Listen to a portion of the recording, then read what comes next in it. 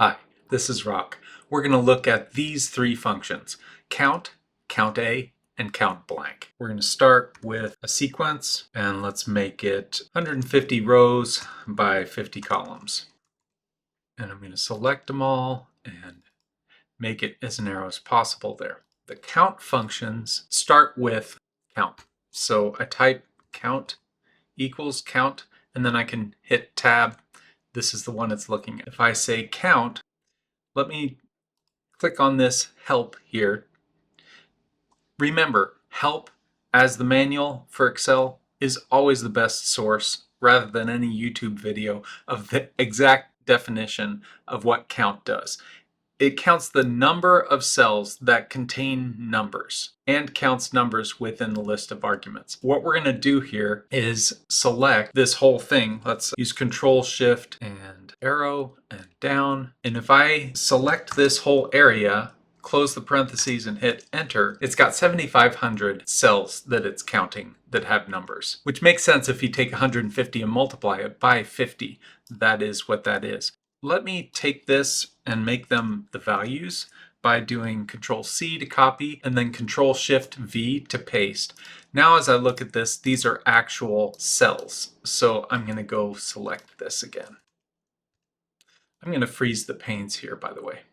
Okay, we've got 7,500 cells here in this array. If I hit delete on one of these, you see how it went to 7,499. If I changed the format of this to text,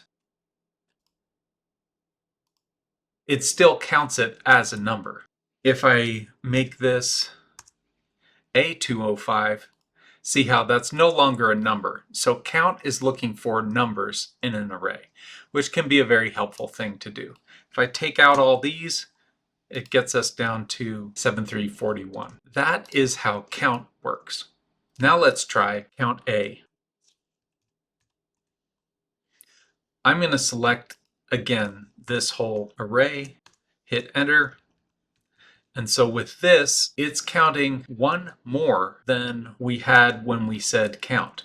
So count is looking for numbers. This count, count A, is looking for anything, basically non-blanks in the cells. So in this same array, we have one in here that is actually not a number, but is included in this count. So we're looking at A205 as being the culprit for that. If we did A206 here, you can see that that reduced this, but did not reduce this. So if you had words in here,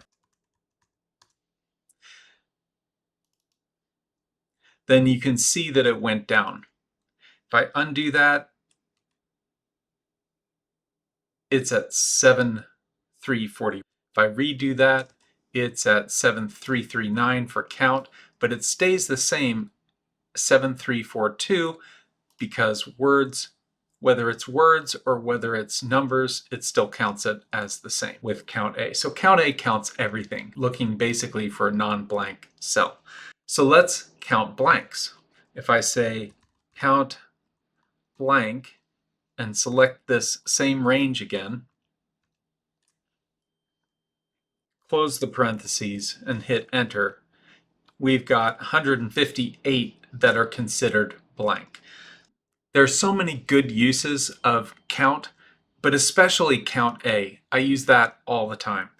Count blanks, you can see why it can come in handy, but count A is really the one I use most. That's the one that's basically saying, is there anything in here in this range that is non-blank? That's what count A is. So there we go. That's count, count A, and count blank.